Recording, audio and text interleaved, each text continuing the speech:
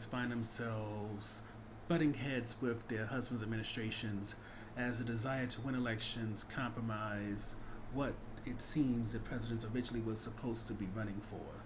To start off with Eleanor, she, as always, is being very progressive and is trying to integrate different parts of the White House using either entertainers like an opera singer who performs in front of the Lincoln Monument or even rides in a plane with some of the Tuskegee Airmen.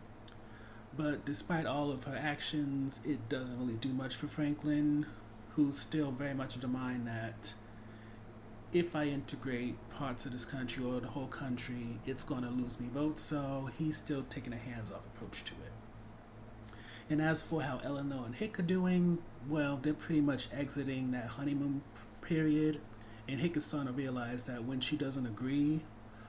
with Eleanor, it leads to issues in their relationship, and it's starting to create problems for them. Switching over to Michelle, the Sandy Hook shooting just happens, and with that,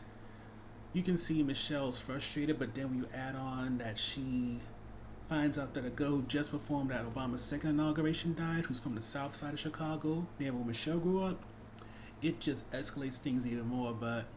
as we've seen then and now, when it comes to gun control in the United States,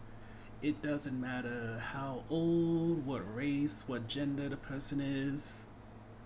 You may get changes maybe on a state level, but as for national change, it's not going to happen. When it comes to Betty Ford, being that her poll numbers are higher than her husband's, Don and Dick are very much interested in trying to get her on the campaign as long as she sticks to the script. The problem with that is Betty doesn't like sticking to the script, and even though she is a necessary force for Ronald Reagan to not take the presidency through embarrassing Gerald Ford during the primaries, unfortunately there comes a point where Betty, it's just too much for her. Because Nancy's husband kills himself, that kind of triggers her memories of her father doing so. And when you add on that Betty still has this pill and alcohol addiction, it makes it so that when she's supposed to be having a speech, she pretty much, her kids can see that she is definitely in a bad position. Gerald thinks she's just having an off day, but it's clear to anyone who's familiar with her whole story that Betty's about to have a bit of a downfall. At this point, I feel like I'm a broken record when it comes to praising Betty, but just to sum it up, Betty continues to be the only one who feels like they're being built up as a person and more than being just someone's first lady. And again, I recognize that part of the reason for this is because her husband had not even one full term, so they have to find a way to boost her up. So going into her dad dying, going into her relationship with Don and Dick, her friendship with Nancy, all of this allows us to see her on a more personal level, rather than with Michelle and Eleanor, who increasingly feel very reactive to whatever's going on in their husbands' administrations at the time, or what their husbands are avoiding. But while that is a benefit for Betty, at the same time it's kind of an issue for the others. So highlight for her, kind of an on-the-fence issue for everybody else. When it comes to the on-the-fence topics, the main issue to me is that when it comes to Eleanor and Michelle, it feels like they're operating on a checklist. With Michelle,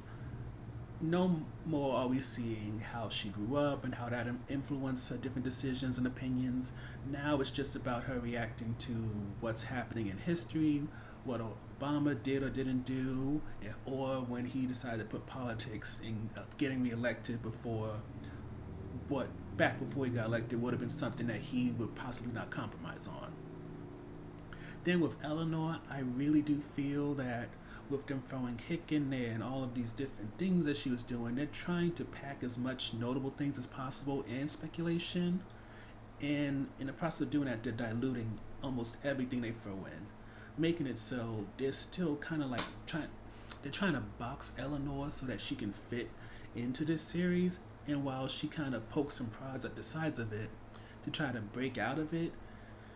unfortunately, she is very much contained in that box, and because of them trying to make her small in a way,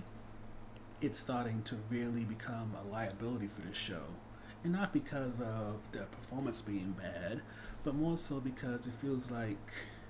so much is going on tap no matter how much they cover that it just ultimately feels like a disservice to not just what Gillian Anderson can do, but also the person who this is based on. Overall, the First Lady's just basically chugging along at this point. It's